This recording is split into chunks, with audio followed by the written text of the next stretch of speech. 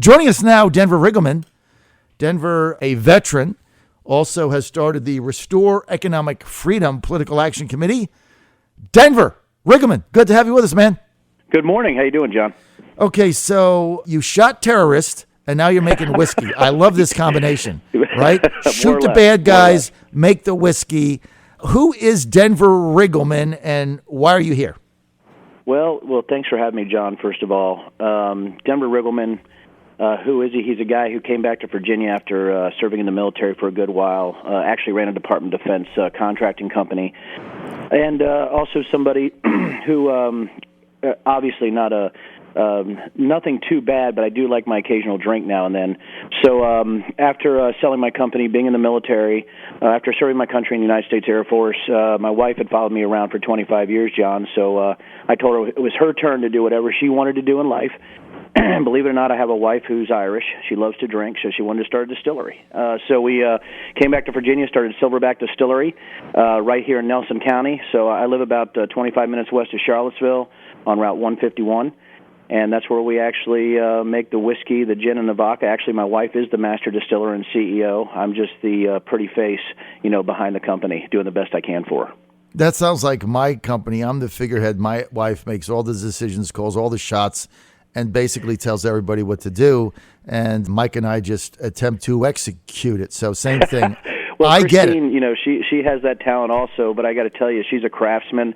And the way I help her is that, in running a company, I did pretty well in the DOD, not only in service and company. So Christine asked me to help her with the business side of it. There's no way I can cook like her, and, distilling takes cooking. So she is one talented lady, and I'm just really, really fortunate to be married to that woman. So how did you get into the distilling business? I mean, did you just get up one day and say, I want to make whiskey? Well, I might have been drinking whiskey when we made the decision, John. So we actually, when I sold my company in 2012, it was April of 2012, it was at that point, my wife has a lot of Irish and Scottish blood. She'd never been to Scotland. I'd had the good fortune of traveling the world a few times. So I took my wife and daughters to Scotland. We were at Ben Nevis Distillery at Fort William, Scotland, in Fort William. She pretty much looked at me and said, this is what I want to do. Now, we had never distilled before. We had never done anything like it. So I had to go to Kentucky, convince people to consult for us.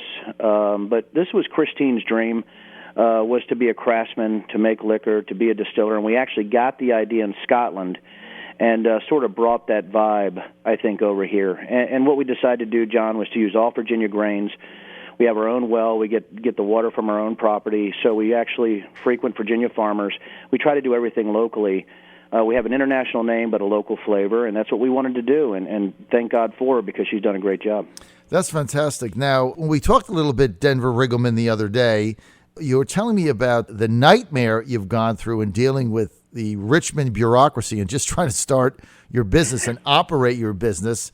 And you also said that was the driver, the catalyst, if you will, to your political action committee, Restore Economic Freedom for Virginia.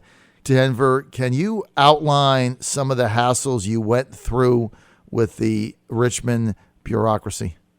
Sure, I can. We had built a distillery. Just a few months in, I got a knock on my door. I think people have heard of Dominion Power in the state of Virginia. And at that point, they run the Atlantic Coast Pipeline, the ACP, directly through our 50 acres. And I got to tell you, John, I just want to let you know, This is really the first property that wasn't in the family that my wife and I had ever bought together. Serving in the military will not make you very wealthy. Right. Starting a company, you have to do certain things when you leave the military. You got to hustle, you got to work. We had to start a company and start from scratch after we left the military in order to make it. And so when we bought this after selling the company, this is sort of where we wanted to end up. I was born in Virginia. Christine's a Virginian. This is where we came home to after, gallivanting around the states. Mm-hmm. So we got a knock on the door, and they said, hey, how you doing? We're going to be running a 42-inch pipeline through your property. We know you've already built a distillery. It's going to go through where you want to build your home, and it's going to go through where your barrel house is. And we're going to have to reroute your river frontage. And by the way, it's probably going to be about 300 feet wide when we begin. It's going to be a complete easement through here. And we're probably going to have to condemn it to eminent domain unless you sign this piece of paper. So that's how that started on the Dominion side. To the point, John, I had discussions with some of the folks there, and I won't name names, where They actually even told me how to game the system, which was pretty shocking, and how to make more money based on how they can direct things based on their influence.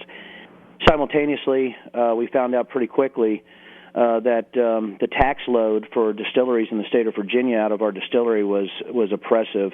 Just to let you know, we pay 54% taxes on every bottle we sell out of our distillery. So we found out pretty quick, and I'll just let you know, on $784,000 worth of revenue out of our front doors, we paid $413,000 in taxes and fees, just based on selling for people out of our distillery. So we had this. I had to fund a multi-front war, not only against Dominion, but I had to fund or say, how do I actually attack getting some common sense laws? And I thought that reason would be something that people listen to. However, I ran into lobbies on both sides that pretty much told me, I need to play the system. I need to actually make sure I get the right candidates, give money where I need to give, and that incrementally they would allow me to change the laws based on their permission. And when lobbyists tell you this, if you've been in the military any amount of time, you bow up. You start to get a little bit angry. Right. So, John, I've been fighting this for 3 years. It's been nonstop war with the lobbies on the alcohol side, and also trying to absorb what Dominion was going to do to my property for 1 to 2 years. So it's been pretty exciting for us out here on the farm. And all you wanted to do was start a business, pay taxes, and employ people, right? That's what you wanted to do. Start a business. It seems easy, doesn't it, John? It really is unbelievable. You should be able to do. It seems like that the state would want you to create revenue based on hard work, on a level playing field. That's something that I believe in. Obviously, being a DOD contractor, John, you can imagine I do know how to make deals. I mean, that's just part of life. You got to compromise in some levels. You have a lot of senior mentors and retired senior officers that make a lot of decisions in the military-industrial complex. There's things you've got to do. But you have to pick in life. You're going to be an operator. Are you going to be a systems guy? Or are you going to be somebody who represents the government? I think all those guys can be honest in what they do. But it seems like the guys who represent the government, and when I talk about that even in the military side, the guys who aren't operators or who aren't building things, who aren't producers, I think they get caught up in a little bit of the cronyist type of behaviors of swapping favors for money. And looking at the lobbyist side and the lawyer side in the Richmond General Assembly, you got to remember, I was a neophyte coming into this. I thought, hey, you know what? I did really well as a CEO. How hard can it be, right? How hard can it be to talk to some nice old guys that Virginians like myself, goodness gracious, will sit down, have a beer, a cup of coffee, and talk about what's right for Virginia? Well, it doesn't work that way. And what happens is you get actually threatened behind closed doors that if you do try to, upset the apple cart, that they're going to pelt you with as many apples as they can while you're going out the door. And that's what happened, John. So basically, if you try to stand up to the system, stand up to the bureaucracy, change anything or buck anything, the threat is we will destroy your company with just one regulation after the other. People come to the door, paperwork out the wazoo, will basically force you to shut down if you don't play ball. It's exactly right. And how I refer to it, John, is it seems like that the legislator is a self-licking ice cream cone. So what you have is that if there's a competitor that looks like they're going to get on top, the lobbyists have to come in over the top to make sure that the money flow isn't interrupted. And what happens is that the legislators, I think they get caught up in it. And I don't think all these guys are bad guys. There's some fantastic individuals in the General Assembly I've met that were so fantastic. People like Nick Freitas. I mean, and a lot of that is the brotherhood and the things that we've done together in the military. But on the other hand, you see some of these people, I think, that started out with good intentions, but now I get honest assessments from them behind closed doors that, listen, these guys give me more money, therefore I can't do what you want to do.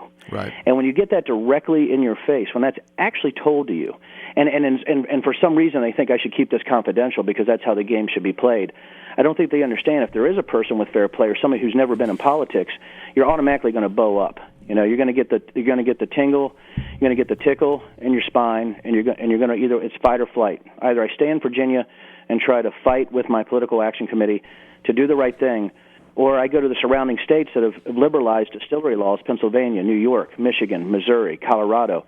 All these states that are liberalizing distillery laws to bring distilleries in, and while they're expanding their growth, the distilleries in Virginia are being choked with artificial growth numbers, with numbers. The taxation alone is absolutely oppressive. And there's lobbies there who love it that way, especially in beer and wine industry. Because the money keeps flowing to them, and so they take that money and they flow it back to the various elected officials that then do their bidding. So it's the money flows one way. And obviously in Virginia, you have a unique situation with, as some states do, with alcohol. Grain alcohol has to be sold through the ABC stores. Therefore, you have the higher tax, and you have the government in that industry. John, I think you nailed it, right? We're in a state-controlled system. We're in a monopoly.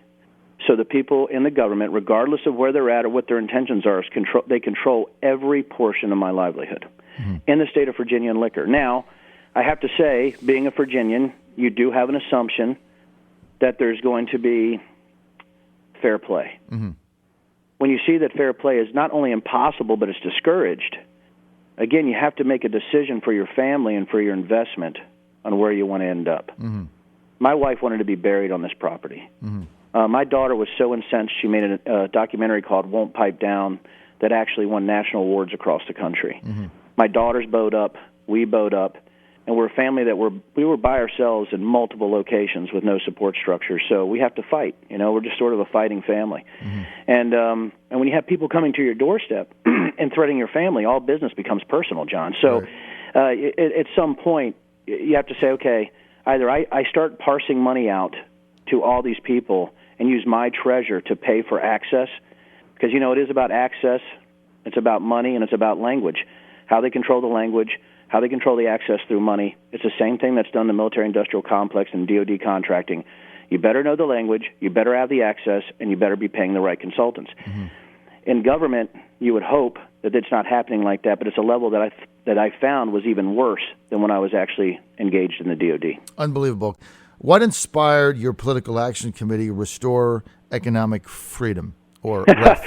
Well, John, I had some crazy people come into the distillery that were actually politically active and listened to my story. And they heard that what I was trying to do, and some of them were legislators. And they said, Denver, you got to fight. I just didn't even know how, John. And so the first thing I did was, start giving money to certain candidates. Not a whole lot, because of course we were trying to float Silverback, and plus I'm still doing some consulting for the Office of Secretary of Defense. So, there's some things I can't talk about too much, but I'm still engaged in sort of counter. And other activities in the DoD. So when they came in there, I said, Denver, the best way to do things maybe is to start a PAC and start funding the issues that you want to do based on a grassroots funding effort. And I got to tell you, John, I sort of smiled and said, okay, guys, yeah, that'll work. Thanks for playing. Do you want another whiskey? But the idea grew on me a bit, and these guys were persistent. They're great Americans. And there's some legislators that are great Americans that said, Denver, give it a shot. What can it hurt? And by goodness, we did it. And we haven't been around a long time, John. We just started. But, I started getting some checks for like $500 or $1,000. I'm like, wow, this is pretty interesting. People actually believe in this. So the PAC, it's my first PAC, John. I had to actually go in and read how to do it myself. I set it up myself. So I like doing things myself. And then now, I have a guy help me with reporting. I have people that are like, Denver, we can help you. And we actually had people give to us, John. It was like magic. People seemed to actually care. And it was actually, it was so refreshing that started to give me a little bit of hope that maybe we could affect some change. Okay, so you have this political action committee started. Denver, are you going to turn this into something? I mean, I've got a couple of texts here from people listening to our show. I can't get into reading them all, but they're all pretty positive. One of them, George in Newport News, says, is this guy going to run for governor or some other office? What do you think? I've been asked to do some pretty crazy things in my life, John. And it's a pretty dynamic political environment right now, I think, as we all know. And there's certainly some thoughts of doing something as far as running. And there's certainly some people, I think I was set up. I think when they said, Denver, you should start a PAC, I think their next question was, hey, Den, since you could start a PAC, why don't you run for office? So I would, John, I'm a transparent guy, and I'd be lying to you if I said I have not thought seriously about doing something like that. Well, the time would be now, because it sounds like from what your platform would be, Denver, from the time I had to talk to you yesterday and today, in the segment we've had that what you're looking at is Richmond specific or Virginia specific and getting rid of the red tape and sharing your story that basically all you tried to do was start a company, pay taxes, create jobs, increase revenue for Virginia, and you've been blasted here. You've been hit over the head with a 2x4 at every turn. I mean, the concerning thing for people like me is you're willing to come forward, you're willing to get involved, you're willing to fight, you're willing to start your political action committee, maybe you run for governor, but you're willing to get the story out. How many thousands of people are in your same position who just either threw in with the pay-to-play scheme or just threw up their hands and got out? That's what we don't know. Is it 10? Is it 100? Or is it 10,000? No one knows. So, we're going to John, find out. You got my adrenaline pumping, and that was that is exact. You're over the target when you're taking flack, right, John? Right. When people are shooting at you, you might be doing the right thing or hitting the right target. That's what's happening now, and I think you're exactly right. I think the time is now. There's a couple things. I got to crawl, walk, run. I mean, I know that's a cliche, but I want to make sure that there's actually a basis of support, if I am to run for office, and make sure that I'm not drinking my own bathwater. Mm-hmm. And that's something that scared me my entire life. I don't want to go in there thinking that I can do this based on some notion, some personal, selfish notion. You got to do it for the right reasons. And I think I'm to that point where it is the right reasons, where it's something that I have to do. Whether it's for governor, lieutenant governor, or some type of delegate seat, I have to run because I feel like it's my job now. It's my duty. As far as those people out there that are hurting, I don't blame any of them for paying for access. I had to start doing that, and I got to tell you, if you look at VPAP, you'll see, gosh, Denver, you didn't start for much until you got pissed off. I wasn't sending a lot of money, but I said, you know what, maybe this will help, Christine. Maybe, honey, we can do this. But right now, there are people who come to me like, Denver, how did you go in the legislature and make this happen? Because I did write the legislation to increase the bill to 3 ounces for tasting. By the way, John, we're limited to 3 ounces per person per day in a distillery. Obviously, beer, wine, and cider is unlimited. I wrote that legislation, but in order to do that, they crushed the parity bill that we wrote, which was we should be treated like every other industry in the state of Virginia. All right, look, I got to take off. I'm out of these time. People are paying Denver, for access because they have to. Denver, I'm out of time because I'm getting the top of the hour news, but I want to thank you. We're going to have you back. Thanks, I think the only way you're going to get your message out, you're not going to do that by running for the House. Just the platform's not big enough. If you want to get this message out and make a serious dent, you're going to have to run for governor. That's my view. I'm out of time. Keep it right here on the John Fredericks Radio Network, Trucking the Truth.